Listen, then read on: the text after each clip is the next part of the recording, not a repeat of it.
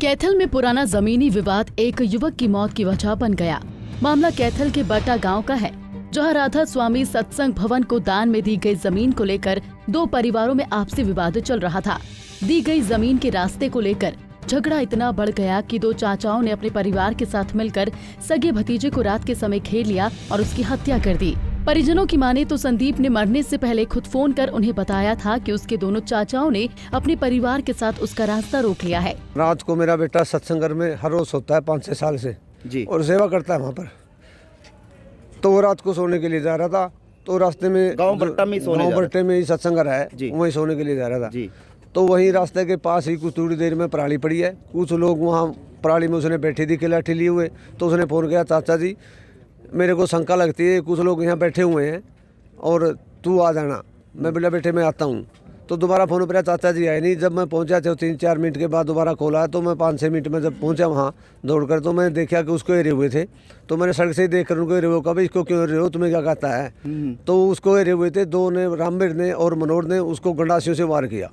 तो बोले इसके ऊपर, जब मैंने देखा वो हथियार से लैस हैं और 3-4 इधर से आए भागकर। जो गाड़ी उधर आके गाड़ी खड़ी थी उसका साड़ा था, उसके साथ 3-4 और थे व्यक्ति। तो जब वो भाग कर आए, रात का टाइम था, मैंने को देखा थर पकड़ लो इसके भी, इसको तो हम मारेंगे, इसको तुम देख लेना।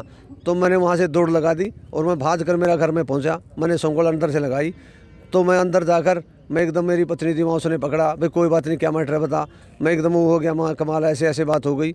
तो मैंने एकदम से पुलिस को फ़ोन करके, राधा स्वामी सत्संगर का रास्ता जो अलग खेवटा अलग खाता है, इस पर कोई मैटर नहीं बनता। 6-7 साल से जमाबंदी में सभी में लगा लिया। ये रास्ता कानों को पटवारी निकाल गए, तहसीलदार सभी निकाला करके थे, और रास्ता सत्संगरियों ने पक्का किया था। आज से 2-3 महीने पहले उस पर कोई मैटर नहीं था, लेकिन इन्होंने रास्ता कटवा दिया। हमें पुलिस के पास सत्संगी इकट्ठे होकर आए कि हमें लड़ाई मनसा नहीं चाहिए, हमें चाहते हैं कि आप उसको जाकर, यदि उसके पास कोई सबूत है, यदि रास्ता पर कोई बंदी है, तब वो हमें दिखा दे, हम मिट्टी भी उठा लेंगे। लेकिन पुलिस ने हमारी एक नहीं सुनी, उनकी सुनती रही भी, रास्ता तो वो काटेंगे। वो कहते हैं हमारा भी सिरे। कितने लोग थे जो इस तरह की हमला जो किया गया, जो झगड़ा हुआ उसमें झगड़ा 10-12 आदमी थे। 10-12 आदमी थे। क्या वो आपके दो औरतें थी? क्या आपकी रिश्तेदारी है? वो तो भतीजे थे, कुछ भतीजे बूढ़ लड़के थे, एक उसका साला था, उसके साथ 3-4 आदमी और थे। तो रात को मेरे को समझ में नहीं आए।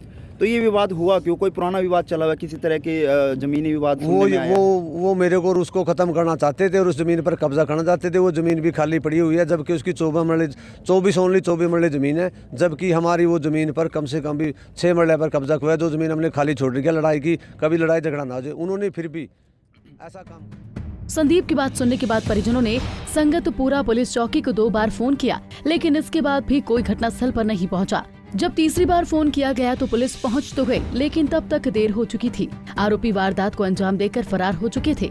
बताते 34 वर्षीय संदीप गांव के सत्संग भवन में ही सेवादार था और रात को वहीं सोता था। वारदात के दिन भी संदीप खाना खाकर सोने के लिए सत्संग भवन चला गया था। इसी दौरान उसकी हत्या कर दी गई।